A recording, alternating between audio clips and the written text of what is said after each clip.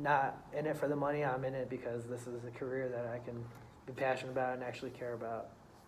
And then for the past several years, while I was working in a logistics company in the corporate world, business world, every day I was trying to get back into coaching basketball because I knew that I'm not worried about the money. Money will come. I was more worried about my happiness, my sanity, and doing something that I love. So that's why. So yeah, going back to Bradley, my senior year of college, like the second week of practice, I really knew coaching is the way I want to go. Yeah, that's good. I mean, one thing that puts me into coaching is just my leadership skills, and because I've been through all aspects of being on a team in each sport, so football and basketball. So football and basketball, I've been the third string, the second string, and the starter and the star player on any team I played on. Yeah. So like, I really made that transition. And the one thing I try to tell everyone is just, if you really want it, you go get it, because no one's gonna give it to you. Cause like, the path I took to get to where I am now is pretty challenging, and even now I don't even think I'm good enough. But everyone says, "Oh, you're doing this," but deep down I still feel like I have more to work on. And like, just cause JV, I remember my 9th grade year, my team was 17-1, but I played about 4 minutes a game, maybe 7 minutes a game. And then if it's close games, I wasn't playing, so like play only half the season. But I got PT because we blew teams out. And then sophomore year, I became the man on JV, but then came to varsity. There was people ahead of me. There was some sophomores that made varsity, but then I like jumped ahead. Then ever since then, I never looked back. And like coming here too is just starting from the bottom, just grinding your way up.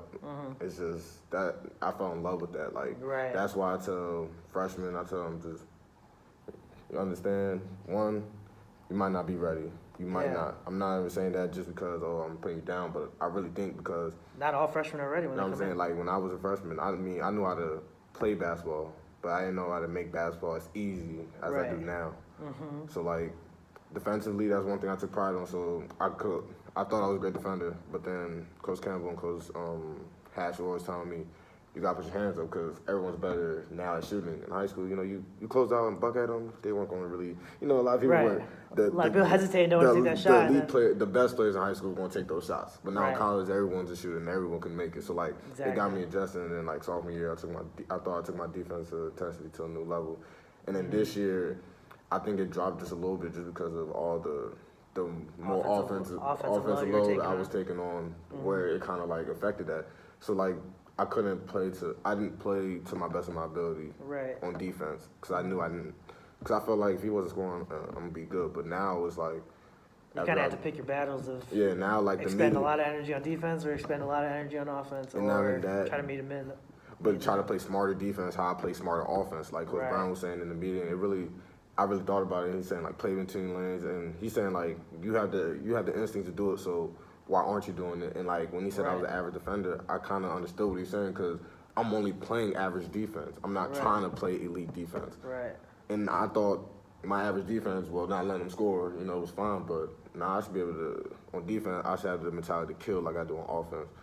And that's one thing I just took pride in. And I always one thing coaches love is hustle and defense. And that's the two things that's the two things that 75% of your teammates are not going to like do. And it's basketball, everyone wants to be the star player, but me, it's all about teamwork and camaraderie. You want to get on the court? And I want to get on the court, so like I want to do the right things. That's why like when he said I was passing, I'm like, I'm only passing because no one else is willing to give the ball up as like how I will. I want to create shots for everyone else so I can return the favor, but it just never happened like that. So that's why I just passed it, because if I felt like a good shot for me can always be outweighed by a great shot for my teammates. So, like, if I got two defenders, even though I know I think I can make it, but he's in the corner, and I know corner shots are the easiest shots. I would rather pass it to Terry in the corner than me taking contested two, just because I know he's going to make it. I think I can make it, but it just builds more chemistry like that, and the trust. And I build trust with my teammates more. So, like, against Longwood, I had 33 points, but when I dumped it down to Torn, it was because I knew. It was a great basketball play. Yeah, because I knew he was just wide open. And if I would have took the shot, I don't think I was gonna make it, because there was 6'6" and then 6'8" right behind me. and Torn was right there, so I just Yeah, thought. Torrance shot is a high percentage shot. You know what I'm saying? So like that's why I try to do that, and like I don't think everyone understands that, but I think you have to have the love and the passion for it to continue to do it, because some people like the game, but they don't love it. Yep. And that's the difference of being an elite player and being just a good player. Right. And I don't think everyone wants to be elite, and that's one thing that doesn't like sit well with me, because like what you playing basketball for? Right. And that's why I'm just so hard on my teammates, especially when we're playing, because I want to get the best out of them, and they're like, okay, but nah, to me, I think you're better than that, so that's why I'm yelling at you. I'm not yelling at you because, no, because I think you're way better than what you're showing right now. Right. And that's one of the things I wanted to do. I want to get the best out of you. I don't want just average, because I'm not playing average. And if everyone's playing elite together, then that's when winning starts to happen. All the games we won is because everyone's on the same page and everyone's doing the right thing. Every game we lost because 3 players are doing good and 2 players weren't focused each play. Exactly. So that's why I tell it. And like, football is just harder because, it's 11, so everyone has to be in sync with 11 guys. But basketball, I feel like I can control that more and control my own destiny with basketball. So that's the reason why I chose it. Oh, 100%. I think that was a good decision, DA. Yeah, yeah, they got 3 rings, but I'm happy I chose basketball because just the way it was harder to get better in football. No, it wasn't harder, but it was like catching. I couldn't work on my catching unless I had a quarterback. So anything else I can do, like I can do footwork, I can run routes. You can only do so much. Yeah, I can only do so much because you're dependent on a quarterback as a receiver, and that's one thing I didn't like. Even if you're a quarterback, you can only throw. Who you're gonna if you don't have another person there? Who are you throwing to? Yeah, and if you don't have a good receiver at that, like you have to make everything more perfect. So like that's why I just thought basketball was easy, because basketball you can control your own destiny. I totally agree. Yeah. All right, so next question. Do you plan on becoming a head coach for a team in the future? At some point in my life. I don't think I'm ready for it yet. Not at the collegiate level, at least. I did have some prior head coaching experience coming here. Before coming here, I worked. I coached 5th grade, 6th grade, AAU, and then I coached a 10th, 11th grade AAU team back in Chicago before coming here. So I do have experience, like coaching my own team and running my own systems and stuff. But I don't think I'm ready yet to coach college basketball as a head coach. But I'm working my way there. At some point, I want to get there in my life. That's always been a goal for me. Like even when I interviewed, I told Mr. Dell, the RAD and Coach Brown, that my goal in life is to coach at a program where I can not have to worry about my job security. I can be there for 20 years and have a winning culture. Players want to come to me and play for me. I want to have that kind of bond and relationship with my players. I want my family to grow up in that area and, be well known in the community. I want, there's an image of Bob Huggins from a couple years ago at the tournament, hugging his player on the court after losing in the tournament. He's basically just telling his player, like, look, it's all right, it happens. Yeah, it sucks losing, especially in a tournament, but, I want to have that kind of a bond and relationship with my players. So, yeah, I do want to be a head coach one day. I got you. What drives you to do what you do every day, to get you out and go to work every day? Pretty much alluded to it, like that Bob Huggins photo, I want to be that coach. I want to have that kind of a relationship with my players where, we're on the same level. I could, pick you up when you're down, and you can pick me up when, if I'm down, we can all work together. Our goal is to, make the tournament every year, win our championships, grow together, be better men, be better, community members, be better husbands, everything like that. So I want to be the best student you can be. I try to be the best student I can be, try to, be that role model for the players right now. That's why I work so hard on my grades, so like, if I'm a head coach one day, if I'm lucky enough, I want to do that same thing. That's my goal, to be a head coach and be at a program for so many years. I got you. What are some challenges that comes with being a coach? There's a few, There's obviously, every team has a lot of players, that's a lot of different personalities. And not everyone comes from the same background, same place. Everyone has a different story. So, kind of having especially if you're a new coaching staff and a new coach. Trying to find that balance between every single player and trying to have them mesh and build that team chemistry. It's probably one of the main challenges. You know,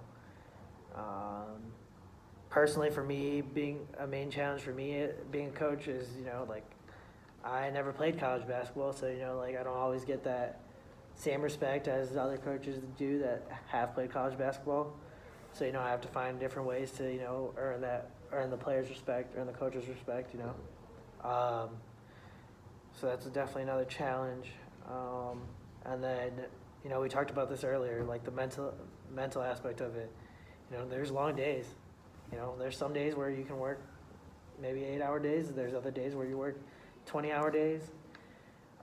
So there's definitely some challenges, but they're challenges that can be overcome. I don't think I've had any challenges where I've just felt like, all right, this is not for me. I can't do this or anything like that. Yeah. What are some benefits that comes with being a coach? I haven't experienced this just yet, but I'm sure I will in the future. And definitely one of the benefits would be, seeing my players graduate, going on doing better things, them getting jobs, them getting the careers they've been aspiring to get, seeing a player that you recruited, have him play for 4 years and then graduate. That's definitely one of the biggest benefits, I think. Helping a player to earn, all conference honors, helping them grow their game, their level of understanding of the game. Like when I saw early on, I worked with Terry a lot. We went from beginning of the season, he was taking 7, 8, 9 dribbles to make a move before taking a shot or moving the ball to 2, 3 dribbles and then pull up jumper, and it was money every time he was like 18 feet in, 17, 15 feet in. So that was something that I helped him with, and it was a personal satisfaction for me. So that's definitely a benefit, like seeing your players succeed, especially like when they're willing to put in the work and listen to the coaches. Hey guys, quick question. How much longer you guys gonna be in here? Like 5 minutes. Okay, I was just curious. Thank you. I think that's definitely some of the benefits. All right. And lastly, do you feel like you made the right decision to become a coach? I think so. Career-wise, coaching basketball is something I love. So I've never yet felt that this was the wrong decision. I haven't felt once since being here that, man, I don't want to wake up and go to work today. I used to feel that, when I worked back home in Chicago, like at the logistics company I used to work for. I used to kind of dread waking up, going into work. I used to come home and always complain, like, man, I hate this job. I hate this life. I don't want to do this anymore. I need to find a new job, or I need to find something. Like everybody would always ask me, like, you're crazy that you want to coach. You don't see people like me coaching every day, especially with like no playing experience. You don't see people like that in coaching positions. You don't see, brown people in coaching positions really. And that's one of the things I don't like. That's one thing I don't like, because just because someone doesn't play basketball doesn't mean they can't analyze basketball. Right. But then at the same time, they don't understand. So that's the thing that drives people like crazy. It's just the fact that they don't understand what a player's going through. So like saying, oh, he's nothing, he should be fine. But how is he personally like actually Right. fine? Like, that's the thing. It's more about being understandable as a coach. And I think that's the thing that some people don't understand. Right. But I feel like I feel like people that are watching from the sideline are going to help you the most, because they can see what you can't see. And Right. all you're seeing is this, but they're seeing this. So that's why, like, regardless, like, even if there's 17 men on the bench, like, just for example, if Kenneth is telling me, you got to be more aggressive, you're doing this, I'm listening to him because he's watching. Right. Even though I might not agree with I know me and him argue a lot, and I might, but he's not being wrong. He's just giving his assessment. And, like, that's one thing I intake from anyone on the team. When someone on the team tells me something, I'm like, okay, all right, I'm going to try to do that next time, just because I understand that.